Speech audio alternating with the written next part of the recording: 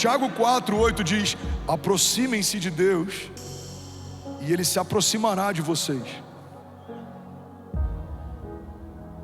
Todo tempo a Bíblia está dizendo: dá um primeiro passo que os céus vão corresponder ao seu passo. Aquele que busca encontra, aquele que bate a porta se abre. Clama a mim, responder-te-ei. Se aproxime de mim e eu me aproximarei de você. Quem sabe, irmão, o que a gente chama de silêncio de Deus, na verdade seja só a resposta para uma passividade nossa. Somos passivos até quando precisamos de um milagre. A Bíblia diz que um cego clamava: Jesus, filho de Davi, tem compaixão de mim. E a multidão cercava ele, comprimia ele, tentava calar a voz dele. Mas a Bíblia diz que quanto mais tentavam calar ele, mais alto ele gritava: Jesus, filho de Davi, tem compaixão de mim.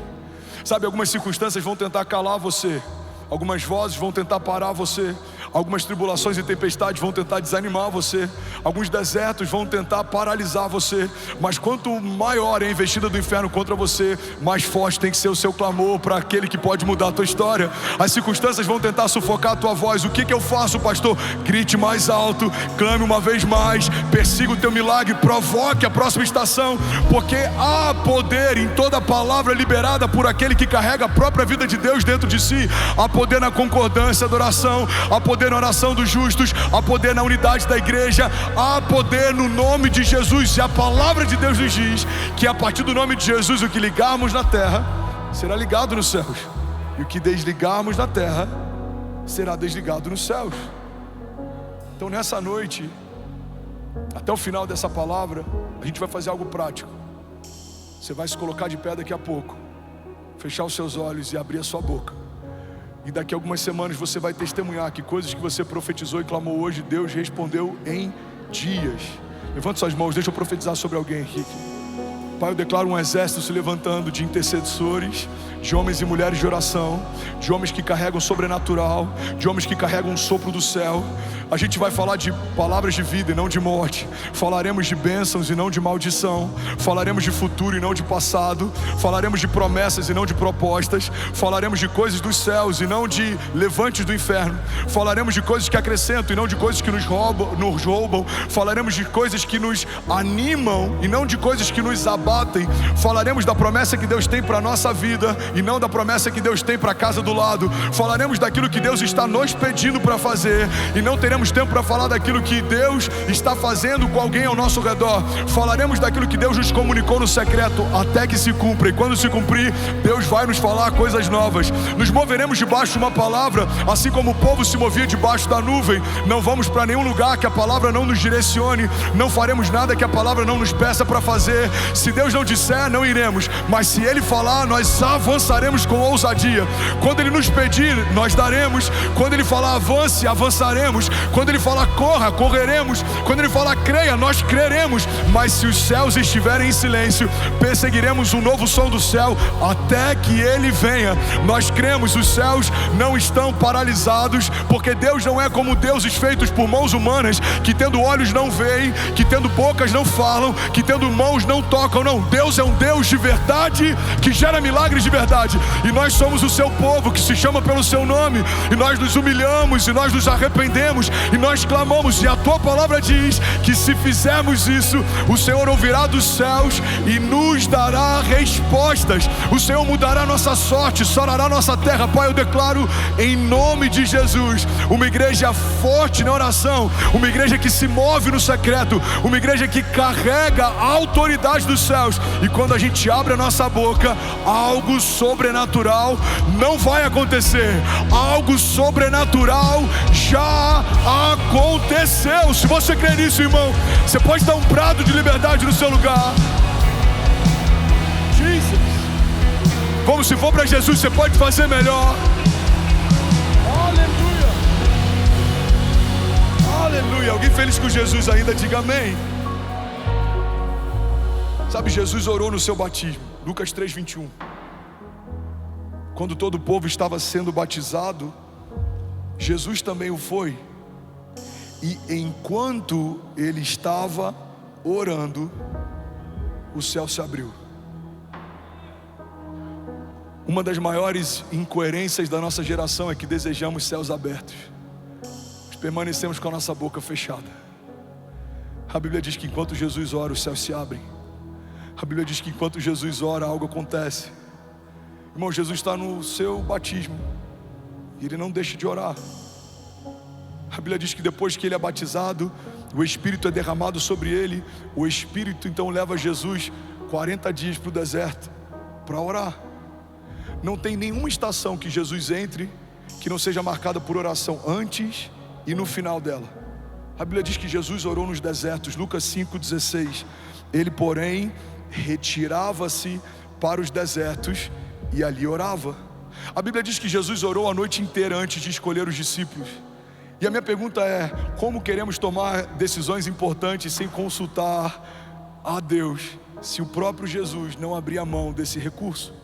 Irmão, Jesus, o Verbo encarnado, o próprio Filho de Deus, parte da Trindade, estava desde o princípio. João diz que no princípio Ele era o Verbo estava com Deus, o Verbo era Deus. Todas as coisas foram feitas por meio dele, sem Ele nada do que foi feito se fez.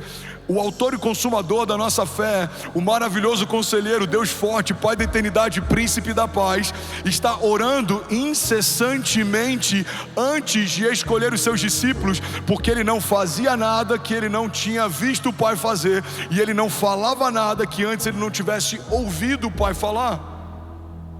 Mas quantas vezes a gente assina contratos ou entra em sociedades, a gente toma decisões ou acessa portas sem que Deus tenha nos dado respostas.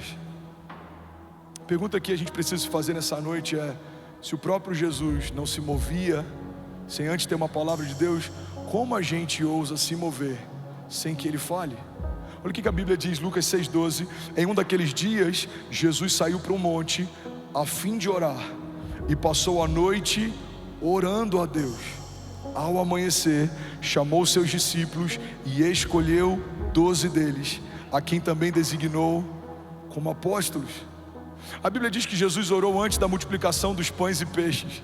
Isso é uma coisa extraordinária, porque a gente vê várias vezes Jesus orando e agradecendo antes do milagre acontecer. Dinâmica da fé fala a respeito de celebrarmos antes do milagre acontecer, porque celebrar depois que aconteceu é óbvio, mas celebrar antes de acontecer é fé. Uma mulher estéril que celebra o filho antes de saber que está grávida, uma família quebrada financeiramente que celebra o novo de Deus antes de um novo contrato chegar, um casal que se divorciou, mas já celebra a boda de casamento mesmo que o marido ainda não tenha voltado para casa, pais que celebram a restauração de um filho viciado mesmo que ele ainda não tenha aberto mão de um vício. Irmão, isso é fé. A fé é trazermos à existência coisas que não existem, é tratar coisas que não são como se já fossem. A Bíblia diz que Jesus, antes de multiplicar o pão, já agradece pela multiplicação. João 6,11 diz assim: então Jesus tomou os pães e deu graças e os repartiu entre os que estavam sentados, e tantos quanto queriam comeram, e o mesmo Ele fez com os peixes. Mas a Bíblia também diz que Jesus orou depois da multiplicação. Mateus 14:23. Tendo despedido a multidão, subiu sozinho ao monte para orar, e ao anoitecer estava ali sozinho. Alguém pode dizer glória a Deus por isso? Irmão, olha para mim, pega isso aqui. Todo tempo de secreto gera recompensa pública. Jesus ora quando ninguém vê. O que Ele faz no dia seguinte, todos veem. Jesus ora no deserto enquanto ninguém vê. Quando Ele começa a operar em milagres, todo mundo vê. Jesus ora antes dos pães serem multiplicados. Depois que os pães são multiplicados, Ele se separa para orar também. Jesus ora antes de ser batizado, enquanto é batizado, e depois de ser batizado também. Jesus ora antes de escolher os discípulos, e quando Ele está quase entregando o seu espírito nos seus minutos finais de vida também. O que vemos na vida de Jesus, muitas vezes, é uma vida de poder sobrenatural, mas o que não percebemos na vida de Jesus é que esse poder sobrenatural não é causa, é consequência. É uma vida de oração, gera poder sobrenatural que opera milagres. A igreja anseia por viver milagres, sinais e maravilhas, mas para isso precisamos ter uma vida firmada em oração. Paulo diz que a oração no Espírito, ela é infrutífera para a nossa mente, ou seja, ela não gera nenhum entendimento racional, mas ela edifica o nosso espírito. É como se o Espírito de Deus testificasse ao nosso espírito a respeito das coisas de Deus. Em outro momento a Bíblia diz que essa oração são como gemidos inexprimíveis. Tem coisas que você nem sabe que precisa, mas o seu espírito sabe. Tem coisas que você nem sabe que estão preparadas para você, mas o Espírito de Deus sabe. E quanto mais você tem tempo com Deus, mais sensível você vai ficando a respeito das coisas de Deus. Sabe uma das características que a oração desenvolve na gente? Algo que a gente chama de impressão no Espírito. Você entra no lugar e você sabe, esse lugar não está legal.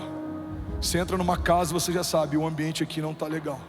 Você vai para uma reunião de negócios, você olha nos olhos de quem você teoricamente vai se tornar sócio, você sabe, cara, o olhar dele não está legal. Você entra num culto, você discerne, o ambiente não está legal. Por que você tem esse discernimento? Porque o seu espírito ouve do Espírito de Deus a respeito das coisas de Deus. É um desperdício, irmão, se tornar filho de Deus, mas não acessar os recursos do reino do seu Pai. Ele vai te dizer o que é para fazer, quando é para fazer. Ele vai te dar a palavra de sabedoria na hora certa. Ele vai te dar discernimento de motivações, de atmosferas, de ambiente. A Bíblia diz que o sábio a todos discerne, mas por ninguém é discernido. A Bíblia diz que o sábio discerne tempos e estações. Ele faz a coisa certa no tempo certo. Mas tudo isso é gerado num ambiente em que ninguém vê.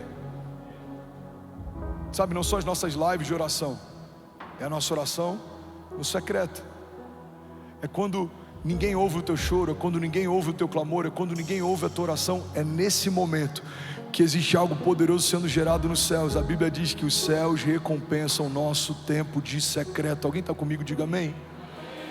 E aí, tudo bom? Você acabou de assistir uma mensagem aqui do nosso canal. Eu tenho certeza que ela te edificou e que ela vai gerar algo novo em você. E a gente separou mais 2 vídeos. Eu quero deixar essas indicações aqui para você continuar queimando com Jesus. E eu quero muito te fazer um pedido também. Se essa mensagem te edificou, comenta aqui embaixo, segue o canal, me ajuda a compartilhar para que mais pessoas sejam tocadas também. Deus te abençoe.